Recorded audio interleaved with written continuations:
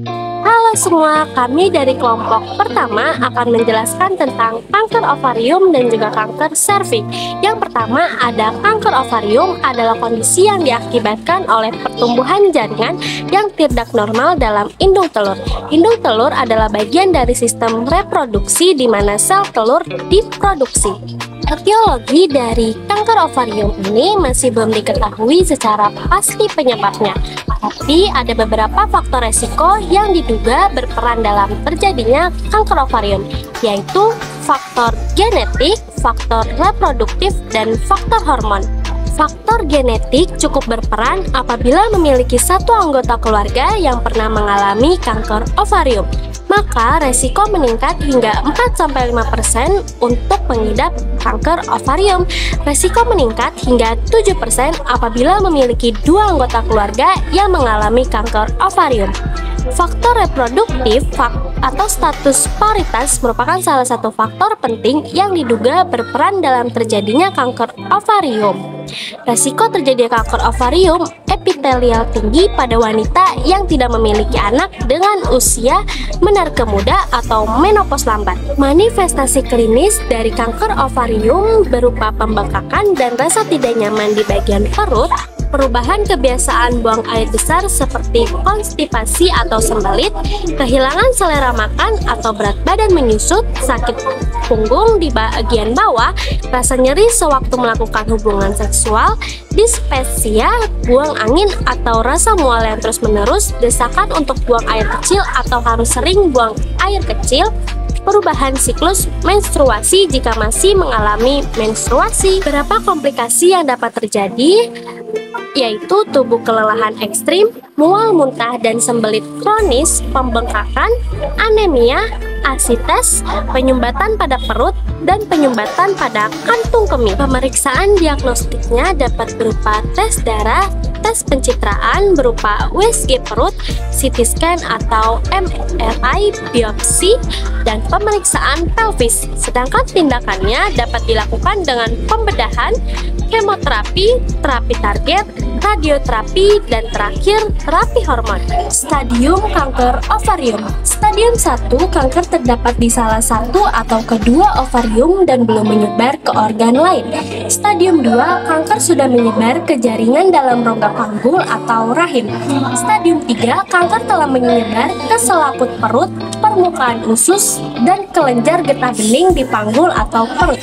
Stadium 4 kanker sudah menyebar ke organ lain yang letaknya jauh seperti ginjal, hati, atau paru. Itu tadi penjelasan tentang kanker ovarium, semoga dapat bermanfaat untuk kalian ya.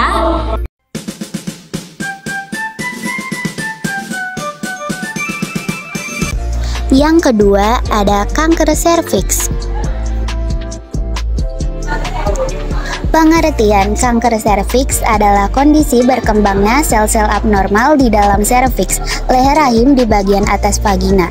Secara umum, jenis kanker serviks terbagi dua, yaitu karsinoma sel squamosa yang merupakan jenis kanker serviks yang paling umum terjadi. Kanker serviks jenis ini bermula dari sel squamosa. Sel squamosa adalah sel yang melapisi bagian terluar leher rahim. Adenokarsinoma yang lebih jarang terjadi. Kanker serviks ini berawal dari sel kelenjar yang terdapat pada saluran leher rahim. Tingkatan stadium 1. Stadium 1 kanker terdapat di salah satu atau kedua ovarium dan belum menyebar ke organ lain. 2. Stadium 2 kanker sudah menyebar ke jaringan dalam rongga panggul atau rahim. 3. Stadium 3 kanker telah menyebar ke selaput perut, peritoneum, permukaan usus, dan kelenjar getah bening di panggul atau perut. 4. Stadium 4 kanker sudah menyebar ke organ lain yang letaknya jauh, seperti ginjal, hati, atau paru-paru.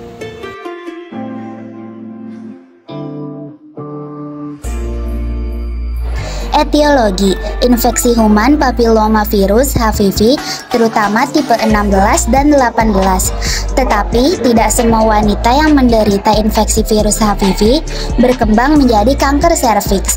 Beberapa faktor risiko mempengaruhi perkembangan infeksi HPV, termasuk kebiasaan merokok dan perilaku seksual. Manifestasi klinis. Gejala kanker serviks tidak tampak secara jelas, khususnya pada stadium awal.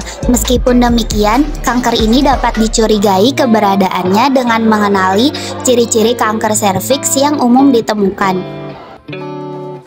Pembengkakan pada satu kaki, pendarahan abnormal dari vagina setelah melakukan hubungan seksual atau pada saat antara masa haid, konstipasi kronis dan merasa seperti ada tinja walaupun sudah buang air besar, keluar urin atau tinja dari vagina, rasa nyeri pada punggung bagian bawah atau pelvis, terasa nyeri saat berhubungan seksual dan keluar cairan dari vagina, sakit dan sulit buang air kecil dan tampak keruh. Komplikasi kanker serviks dapat terjadi sebagai efek samping pengobatan dan sebagai akibat dari kanker serviks stadium lanjut. Komplikasi yang mungkin muncul diantaranya ada rasa sakit, terutama jika kanker menyebar ke ujung saraf, tulang, atau otot, gagal ginjal, gumpalan darah, fistula, juga keputihan. Pemeriksaan diagnostik. 1. Deteksi dini dan pemeriksaan serviks secara teratur tanpa harus menunggu munculnya gejala kanker serviks. 2. Tes HPV. 3. Pap smear. 4. Kolposkopi. 5. Biopsi serviks. 6. Tes darah. 7. Sistoskopi. 8. Proktoskopi.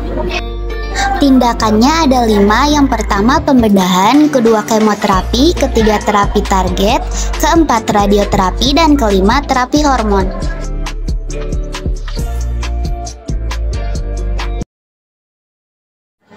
Terima kasih, sampai jumpa di pembahasan selanjutnya.